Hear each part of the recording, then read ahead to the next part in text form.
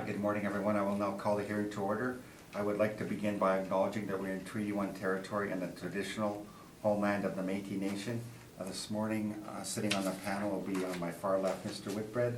On my direct left, Ms. Rempel. I am Mr. Hutchings. I'll be chairing today. Representing the Assessment and Taxation Department, City of Winnipeg, is Ms. Caldwell. We will be hearing applications for revision of the assessment roll in accordance with the Municipal Assessment Act. The matters for which revision is requested have been described in each application, and we will limit discussion to those matters. The statements that the applicants or the assessor make at this hearing are sworn testimony, and anyone speaking to the matters must be sworn in. Be advised that comparisons of assessments of properties are not considered evidence of a market value by this Board of Revision. The Board of Revision is appointed annually by Council and is independent of it and the City Administration. It makes its decisions on the basis of the evidence provided at this hearing and issues a written order that will be mailed to all parties as soon as possible. Please note that the Board's decisions with respect to an application may be appealed to the Manitoba Municipal Board if the matter pertains to assessed value or classification, or to Court of Queen's Bench if the matter pertains to the application of exemptions from taxation. Should you wish to appeal, information on how to do so will be included with this Board's order. With respect to the hearing process, I will confirm the matters to be addressed with each applicant following their swearing in. We will then have the assessor's testimony followed by cross-examination by the appellant first, and then the panel members, and then the applicant's testimony followed by cross-examination again, first by the assessor and then the panel members. Each side will have an opportunity to summarize if they wish. Once all the evidence about an application has been brought forward, the applicant may leave. The process will repeat for each item on the docket today. The session will close after all the applications have been heard, and the Board will deliberate in private and make its decisions based on evidence presented here today. You will receive the order by registered mail as soon as possible. As information, all public hearings are live stream recorded and will be part of the public record. And we will be adjourning the hearing, till approximately 10 a.m. At this time, thank you. Okay, I will now call the hearing back to order. We have been joined by our Secretary, Mrs. Z's, and the first property on the docket is going to be 1180 Springfield Road. Could you swear in both parties, please?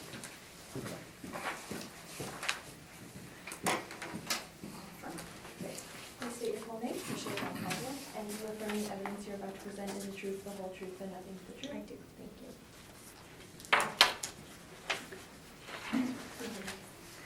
Please state your full name, Trevor Smith. and you swear the evidence you're about to present is the truth, the whole truth, and nothing but the truth, so help you God? I do. Thank you. Thanks for that. Okay, so we are dealing with a 2020 business assessment appeal. Ms. Caldwell, when you're ready, please, 1180 Springfield Road. This is business ID roll number 1976, and for the 2020 roll year, we have an annual rental value of $2,572,860. This is a light manufacturing warehouse with a premise area of 530,378 square feet. We have a rent of $2.75. We have full heat, full electric, and full water. And we have 18,726 square feet of air-conditioned area, bringing us to our total ARV of $2,572,860. I have several rent comparables. They are all larger, not nearly as large as the subject property. And rents are ranging from $2.96 to $5.25 to support our table rent of $2.75. And we ask the Board to confirm our value today. Thank you, Mr. Chair. Thank you, Ms. Caldwell. Mr. Smith, any questions of the assessor? Just a couple. Given time constraints, you probably haven't had the opportunity to inspect this property. Okay. The realty for this property was appealed, correct? It was. And do you know what the decision from that hearing was? I believe the rent was reduced to $2.50. Okay, and was that appealed by the city? It was not. Okay. I could ask questions about the comps, but Thank you. I guess my only real comment regarding the comps, I don't wanna spend a lot of time, is, be fair to say these are about a fifth or under the size of the subject property. Yes. And that would affect the net rent, based on, the size, but not in a typical marketplace. Scales of economy? Yeah. Yes. The 680 Mission Street property, that's the second one there, that's a renewal in 2016, I believe, is that correct? Not the 2009 start date there? I'm not positive. These are probably original start dates, I'm thinking of Yes, the leases, is right, that right? yeah. Okay. There's no, are these all single tenant manufacturing, or do we know? Yes, they are. Okay. Yeah, I have no further questions, thank you. Thank you, Mr. Smith. Oh, sorry, I had one further question. Oh, sure. Does the city know if there's full servicing at this property? I'm not actually, I assumed there was, but I'm not Okay. sure. That's all. Thank you. Okay. Ms. Rempel, any questions of the assessor? Yes, I'm just wondering, for your comps, it looks like all of these are leases and none of these are owner occupied, Right. okay? Can you tell me, is there a difference between manufacturing areas or whatever that are owner occupied and those that are leased? Like if there is an owner of a building, are there economies of scale to that as opposed to someone who is leasing a building for manufacturing purposes? Not owner occupied versus tenant.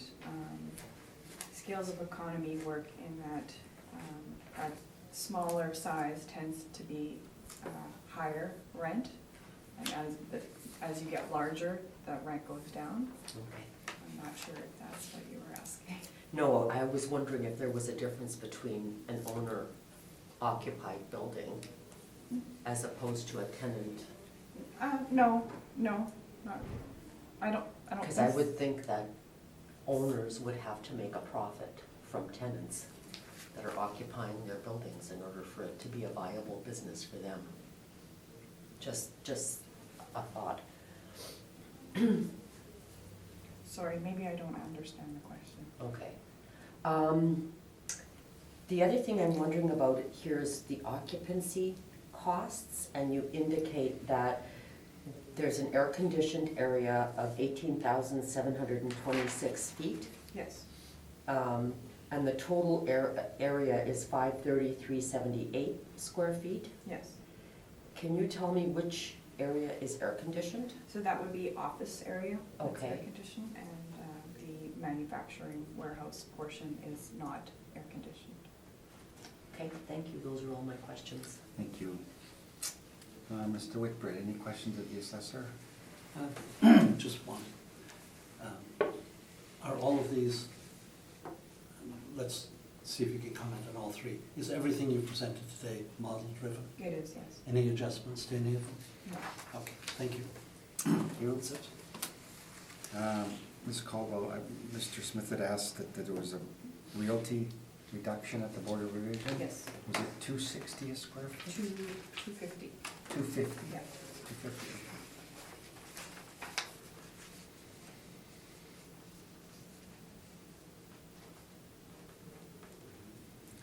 And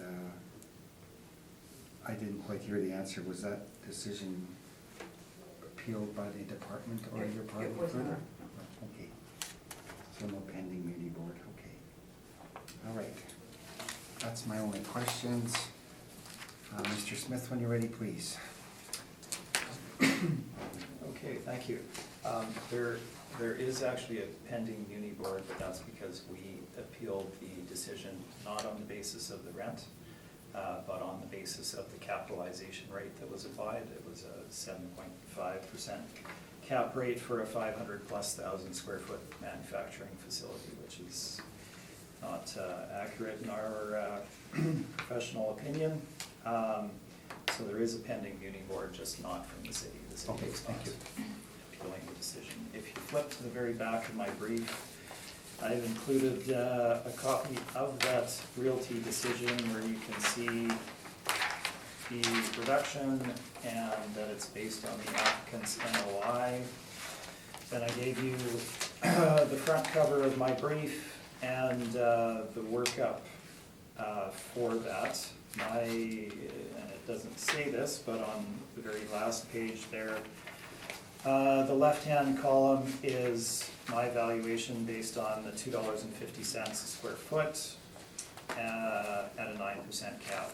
And if you look, you can also see the leasable area is lower. This was agreed to in the past by the city. There's an area that had been included that is not considered a rentable area by the city. So it's certainly on a property of that scale. It's not significant, but it should be accurate. So as you can see, the decision was based on the leasable area that we presented there. So that's the background. Moving forward, let's look at the property itself. So this is the Kitchen Craft Manufacturing Facility at 1180 Springfield. And if you look at the front cover of my brief, you can get an overview of the size and scale of the property itself. If you, jumping around a bit here, but I think it'll clarify and make things a bit quicker. If you look at my page number 15, I have a bit of text there just before arriving at the $2.50 that we apply. This is the fourth largest industrial manufacturing plant in Winnipeg, beyond the Buehler Versatile plant on Clarence, which is almost 800,000 square feet. There's Standard Arrow, which has numerous buildings, but their largest is on Berry Street, almost 650,000 square feet. And then we have MacDon on Morey at a little over 600,000 square feet. The subject is obviously coming in at 529,000+ square feet. These plants are of such a scale that there really is no comparison to smaller rented properties in the market. In terms of scale, you're not going to find a tenant of this size out there that will be leasing space, so there are no leases of anywhere close to this size. So in order to arrive at a fair market rental rate, we need to look at what is charged in the market for larger industrial spaces, be they manufacturing or warehousing, and then make appropriate assumptions and adjustments to arrive at a fair rent for a property of this nature. So moving on, my page number 2 will give you some background on the building itself. So as Kitchen Craft started here in 1971, they grew their business as happens, and they have expanded significantly over time. So what we have here is essentially 13 different buildings or components or sections that have been cobbled together into a single manufacturing facility as they've grown, which comes out to a main floor area of 525,068 square feet. Now, you can see the dates of the construction and the sizes of them and the type of construction, wall heights, et cetera, there in my chart on page number 2. Suffice it to say, if you were a tenant or an owner occupier needing a 530,000 square foot building, today you would not build one like this. It would not be done in sections. It wouldn't have varying wall heights, et cetera. You would have a large square rectangular facility with adequate loading, exterior storage, good paving, servicing, et cetera. So there's, that's our starting point in terms of the leasability or attractiveness of the property in the market. So let's look at page number 2 again, just briefly. You can go through the discussion of the description there if you wish. Some of the sections are older, some of them are in poorer condition.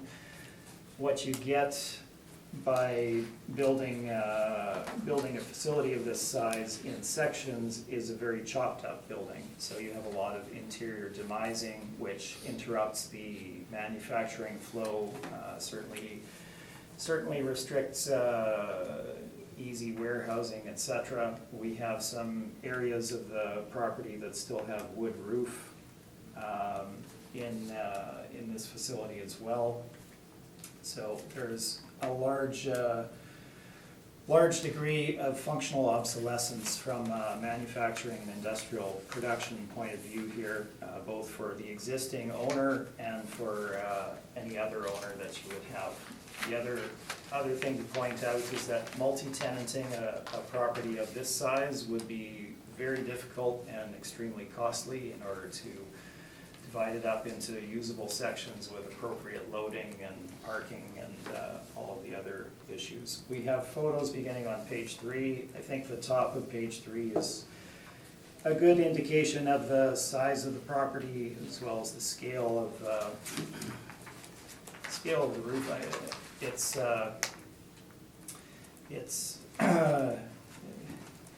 at 525,000 square feet of main floor area. We're looking at roughly 12 acres of roof to maintain. So they have an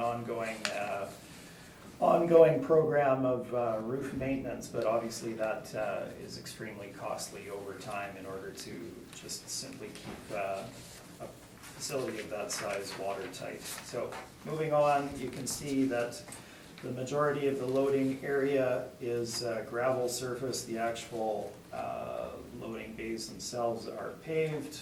As you can see, there's some specialty exterior equipment related specifically to their use, this being a cabinetry manufacturer. Get into the older office area on page 6. At the top, you can see the open plan layout, T-bar ceilings. The layout of the interior beginning on page 6. Again, it's difficult to show a property of this size and scale in a couple of photos, but certainly there's some areas that have had significant wear. And as you move through, you can see the wood ceilings, the choppy nature of the demising, etc. So that's the building itself. The location is shown on page number 10. So this is the very last building within the city limits on Springfield Road. So if you go immediately to the east of this, you are into the RM of Springfield. This is the very last one. The subject property itself is shown on page 11.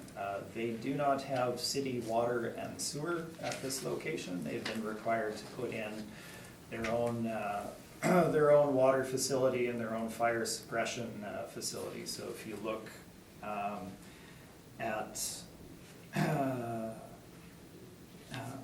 on the left-hand side of the building on the chart on 11 there, they have a pond. That's their fire suppression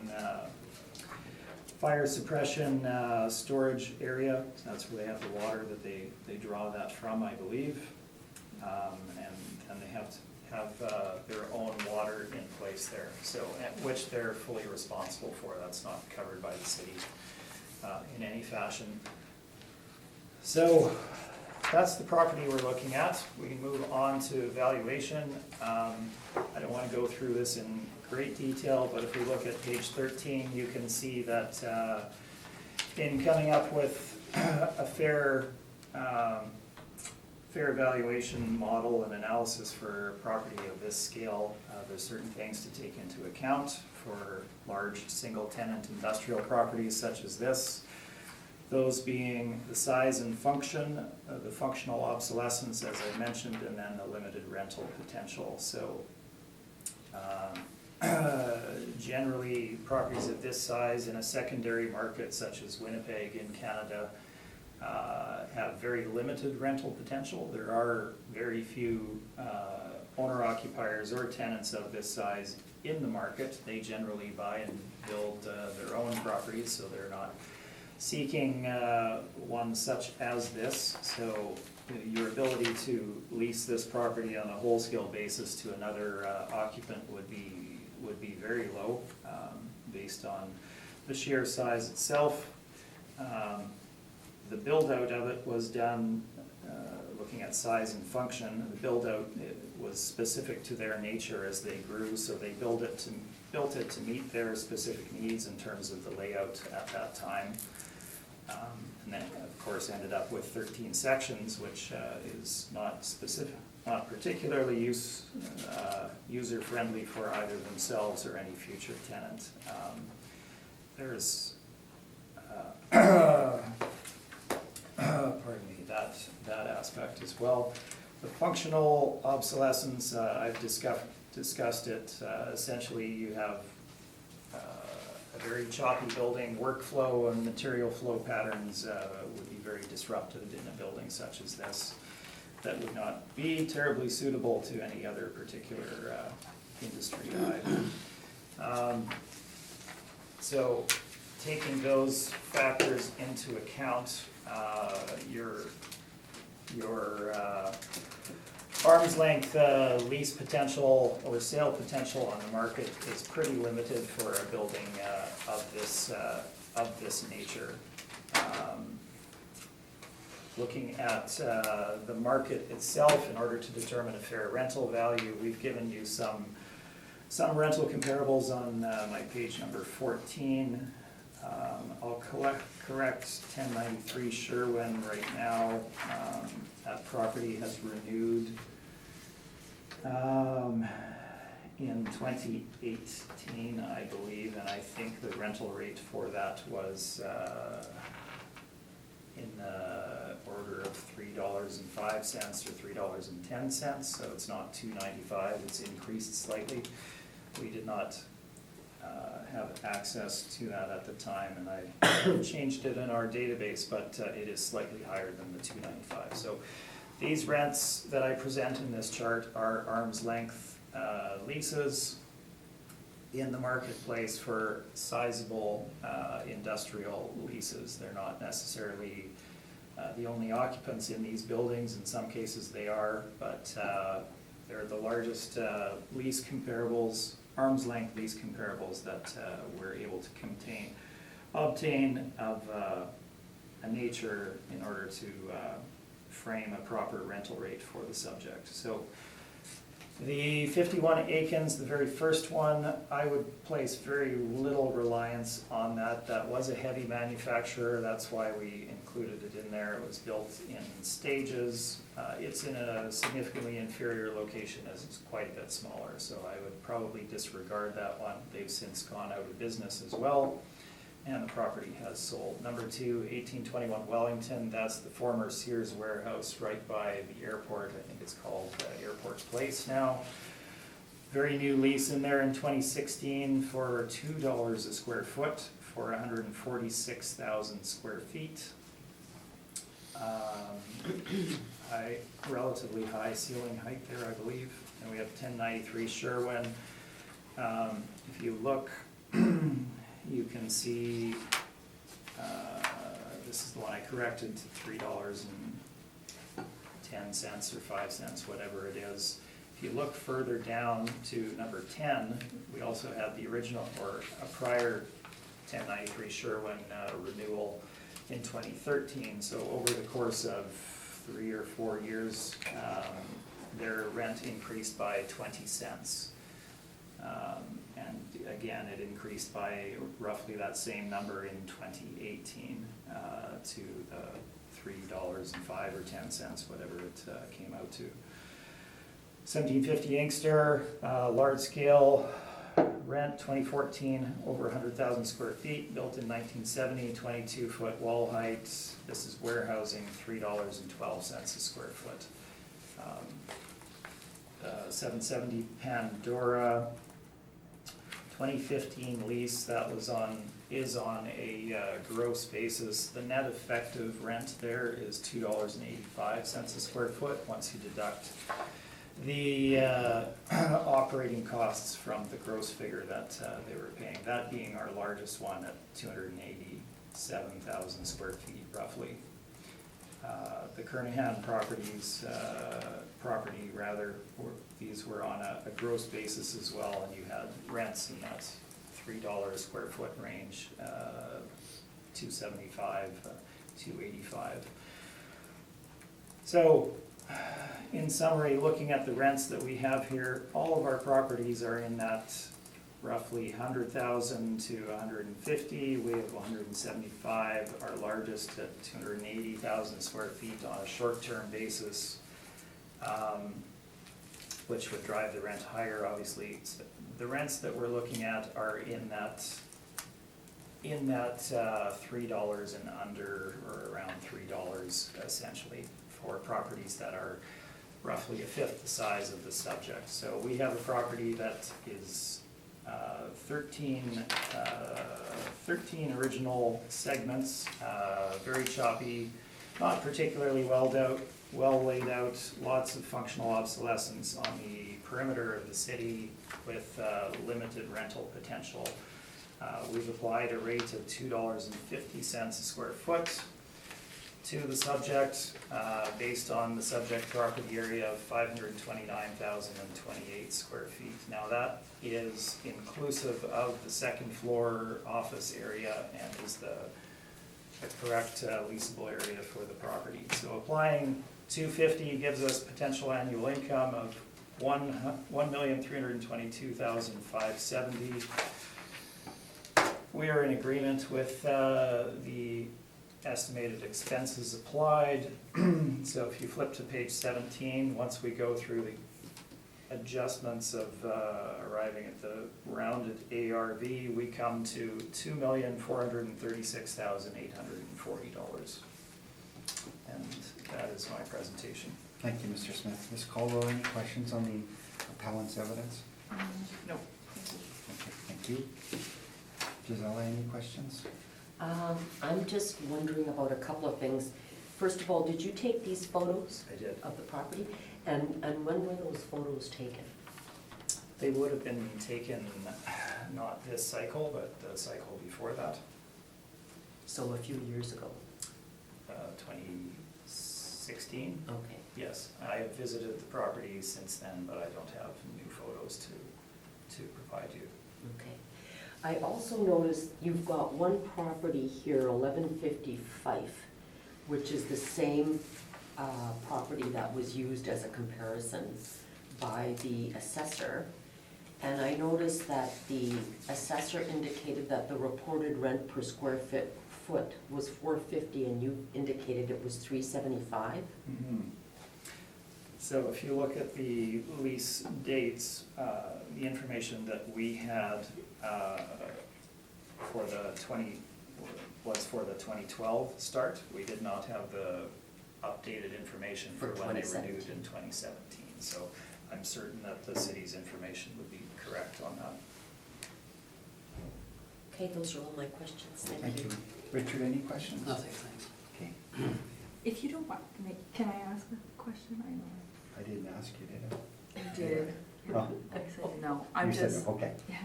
I just wanted, do you know the difference, the 1350 square foot difference between our area and, like you said, it was I did, yes. I think it was a mez that had been incorrectly included in the Okay. beginning, but don't quote me on that. I can investigate and call you though. Okay, thank you. Thanks, Richard. Richard, you have no questions, and neither do I. Any requirement for summary by either party? Okay. Okay, so that concludes 1180 Springfield Road. Thanks, Mr. Smith. Thank you very much. All right. Have a great day. You You too, too. thank you for your patience. That's all right. Thanks, everyone. Thank you. So, do I read my recommendation on this property? Okay. Okay, so, yeah, I'm just gonna stop for 1 second here. Richard, parking, how's your parking? Close, right? Getting close. Yeah. Okay. Are you right behind me? Yeah, Should we go, let's go and do it, because they're pretty ruthless, yeah. and it's a $60 or $80 ticket. Oh, okay. So maybe we can adjourn. Okay, so we'll have to adjourn Yeah. or take a break. Thanks, Huda. Thank you. I'll now call the hearing back to order. Next property on the docket is 300 Cree Crescent. And we're dealing with a 2020 business assessment. And Ms. Caldwell, it looks like there's a recommendation, if you wouldn't mind going through that, please. Certainly. This is business ID 1413 for the 2020 roll year. We have an annual rental value of $170,100. We have a premise area of 20,097 square feet with a rent of $6.26. We have full heat, electricity, and water, and 5,640 square feet of air conditioning, bringing us to our ARV of $170,100. I have a recommendation to apply $5.60 as the rent for a revised ARV of $156,840. There was a revision by agreement in the realty appeal where they agreed on $5.60 as the rent. So if you turn to page 2, I have a workup. On the left, I have the original workup, and then on the right, I have the recommendation with the $5.60. And at the bottom, I have the new ARV of $156,840.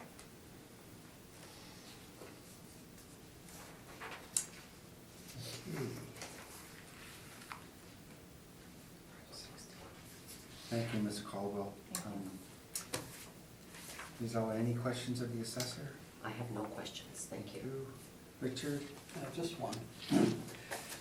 So you've come to an agreement based on realty assessment to $560. That's correct, yes. Can you explain why you wouldn't do that with other properties, where we have, the previous property was $250, and there's no agreement? Why is this agreement?